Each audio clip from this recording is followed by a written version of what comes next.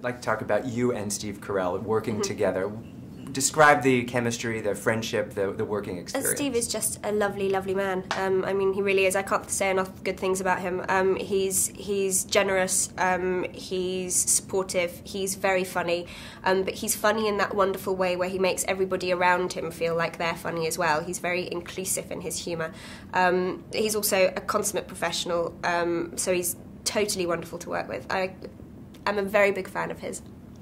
And they get to go on a bit of a road trip during this adventure. It's not like they're just down in the bomb shelter. No. If you were to take a little, let's go for it kind of road trip, where would you go? What would be on your bucket list of destinations? My bucket list. I always like North Devon. Driving around North Devon is really excellent, so I'd probably do that.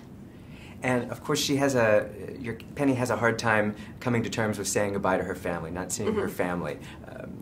Is that something? It seems to be something that we all could identify with. How did you get to such an emotional place, given the sort of black comedy aspects of the film? Well, again, I think the script was so kind of honest and in such a personal way that it is a black comedy, and there are some very funny moments. But I think as far as the emotional side of it goes, anybody that travels a lot, or anybody that doesn't actually, I think can completely identify with that idea of losing somebody, of not seeing somebody again, of that kind of desperation to be with someone and not being able to get to them. I think that's kind of quite an easy thing to imagine yourself into.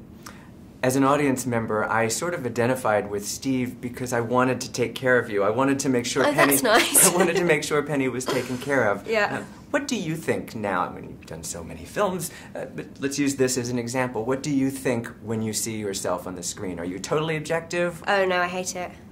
It's completely impossible. It's the same thing as listening to yourself on a phone message or something, and you go, "Oh, who's that?" I mean, it's kind of 10 times that when you're actually watching yourself on screen. So no, I haven't managed to be any good at that.